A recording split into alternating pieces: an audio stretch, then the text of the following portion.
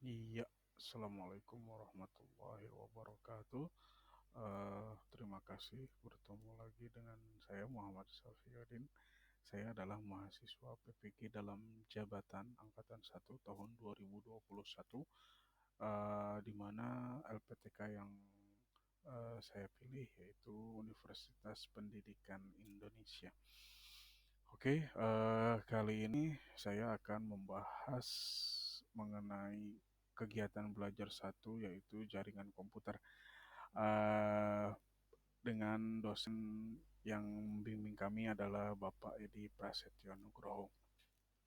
Di sini saya akan eh, memenuhi tugas penguatan materi modul 3 KB1 yaitu jaringan komputer.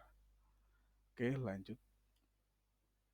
Selanjutnya ada 4 hal yang kita diskusikan dalam pembelajaran KB1 mengenai jaringan komputer ya. Ini kita sampai seru banget sampai jam 11 malam dalam pembahasannya ya. Ada oscillator, ada prase 10 BTX dalam yang biasanya ada di kabel ini ya, kabel UTP. Lalu ada juga mengenai topologi jaringan dan mengenai perbedaan LAN dan WAN. Oke, kita akan bahas satu persatu. Yang pertama adalah oscillator. Nah, Bapak dosen bertanya apa itu oscillator, gitu ya. Banyak mahasiswa yang menjawab, lalu disimpulkan oscillator adalah eh, sebuah protokol yang digunakan untuk membuat standarisasi protokol, gitu ya. Kenapa? Karena pada tahun 1980-an ketika internet ditemukan, eh, itu tidak ada masalah karena belum banyak pemakainya ya. 10 tahun kemudian di mana internet sudah semakin populer, hostnya semakin banyak, banyak bermunculan protokol-protokol yang hanya bisa digunakan oleh kalangan tertentu gitu ya. Yang satu pabrik pembuatnya itu bisa berkomunikasi, tetapi untuk dari yang pabrik lain protokolnya berbeda lagi dan mereka tidak bisa berkomunikasi ya. Oleh karena itu, ISO saat itu International Standard Organization membuat sebuah standarisasi protokol yang saat ini dikenal dengan protokol model Open System Interconnection atau kita tahu OSI gitu ya. Model OSI ini menjadi referensi dan konsep dasar teori tentang cara kerja sebuah protokol ya. Dalam perkembangannya TCP/IP digunakan sebagai standar de facto. Nah, lanjut, Bapak Edi bertanya lagi, coba sebutkan layar-layar apa saja yang ada dalam OSI layer itu ya. Seperti yang kita ketahui, OSI layer itu terdapat 7 lapisan. Lapisan paling bawah, physical layer, yang kedua data link layer, yang ketiga network layer, yang keempat transport layer, yang kelima session layer, yang keenam presentation layer, dan yang ketujuh adalah application layer ya. Oke, selanjutnya router. Nah, masih di OSI layer, Bapak dosen bertanya lagi, router itu masuk ke OSI layer yang mana gitu ya. Nah, setelah berbagai diskusi akhirnya disimpulkan router itu masuk ternyata tidak hanya ke fisik ya, karena kita melihat ada fisiknya, wah berarti layer fisik, ternyata tidak ya.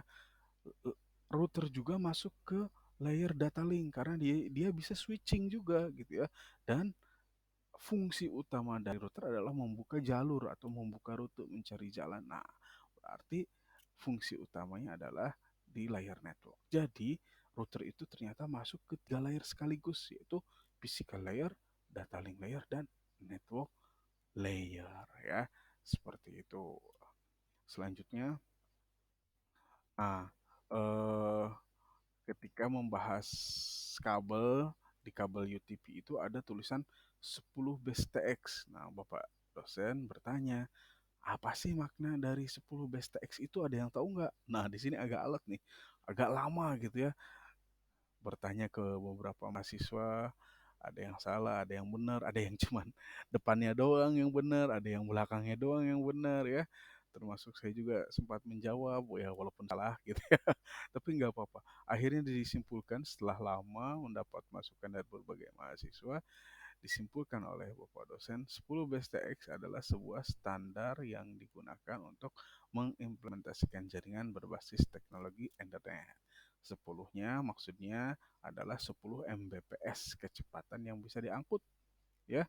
10 Mbps adalah eh sorry, bukan kecepatan, banyaknya data yang bisa diangkut dalam 1 detik, ya itu 10 Mbps. Tapi itu adalah titik maksimal, artinya tidak sampai 10 gitu ya. Kebanyakan rata-rata hanya di 4 sampai 6 Mbps ya.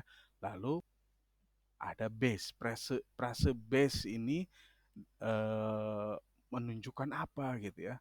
Nah, frase base ini menunjukkan media transmisi yang digunakan, yaitu baseband. Seperti yang kita tahu, media transmisi yang digunakan yaitu ada dua ya, baseband dan broadband ya. Nah, untuk yang 10 base TX ini dia menggunakan media transmisinya yaitu baseband. Oke.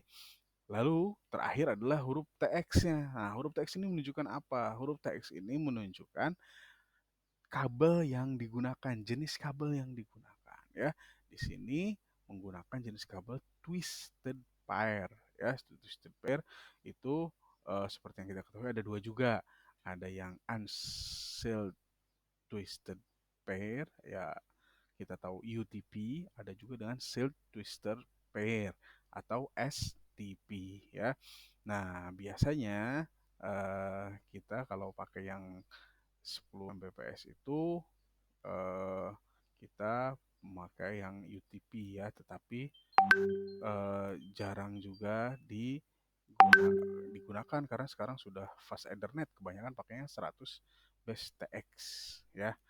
Oke, selanjutnya pertanyaan dosen, ketika pelaut yang sedang menangkap ikan di tengah laut ingin mengirim gambar ikan ke laboratorium di darat, gambarkan topologi yang digunakan oleh pelaut tersebut agar dapat mengirim gambar ikan dari laut ke darat. Nah, ini agak susah juga nih kemarin nih.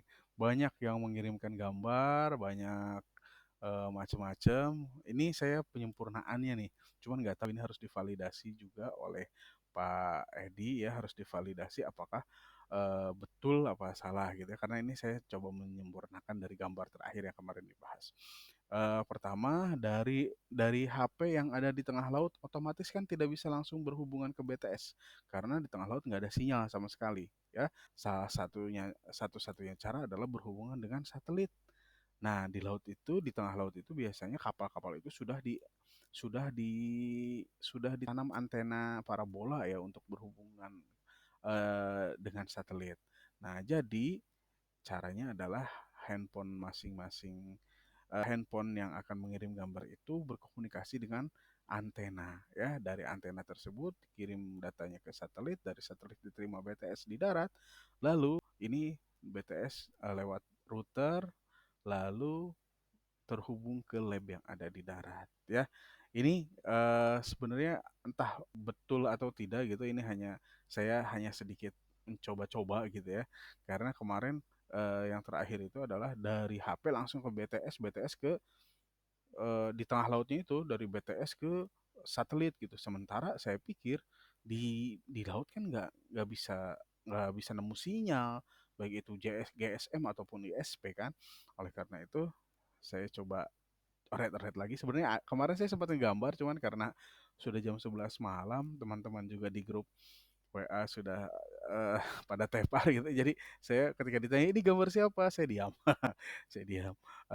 Padahal eh, di slide keempat itu Pak dosen di Pak Edi Prasetyo sempat bertanya ini gambar siapa gitu, cuman karena belum selesai juga saya gambarnya, akhirnya saya diam.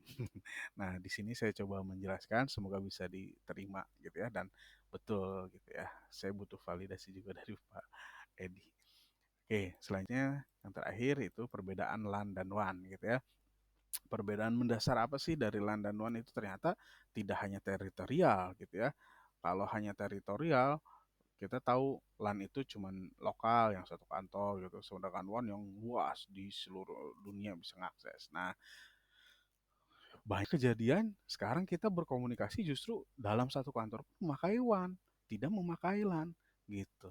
Ya, karena fleksibilitas dari WAN itu yang membuat kita berkomunikasi dengan orang satu kantor pun menggunakan WAN, tidak menggunakan LAN ya. Misalnya saya misalkan di sini ada orang satu kantor, misalnya orang keuangan, staf keuangan ini ingin membuat slip gaji gitu ya. Nah, dia kan butuh nama-nama, dia minta ke HRD. Nah, dari HRD dikirim tuh. Nah, dikirimnya bisa dengan dua cara. Yang pertama, dia melakukan sharing folder ya dari komputernya HRD di sharing foldernya. Lalu komputernya staf keuangan mengakses sharing folder tersebut gitu ya. Itu bisa menggunakan LAN. Tetapi HRD-nya ini eh, apa namanya? Dia nggak bisa nyeting LAN-nya gitu ya. Dia nggak bisa sharing folder di Windows gitu misalnya. Lalu, saya cari yang simple aja. Nah, si staf HRD karena dia sudah punya email, dia buat Google Drive, dia masukkan file itu ke Google Drive, lalu sharing dengan staf keuangan. Jadikan staf keuangan editor, lalu berbagi dengan staf keuangan.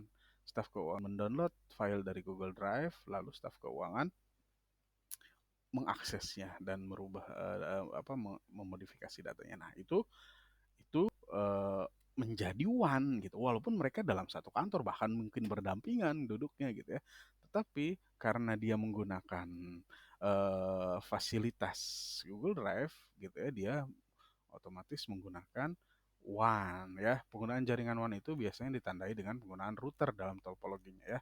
Seperti kita ketahui kalau hanya sekedar LAN itu kita hanya antar komputer ke komputer atau komputer hub ke komputer lain ya. Kalau WAN kita menggunakan router ya. Lalu dari router ke ESP, dari ESP kalau sudah di internet kan kita bisa akses semua dari jauh ya. Oke, itu dari saya. Muhammad Sofiyudin, hasil dari diskusi tentang KB1 jaringan komputer. Sekian, Assalamualaikum warahmatullahi wabarakatuh.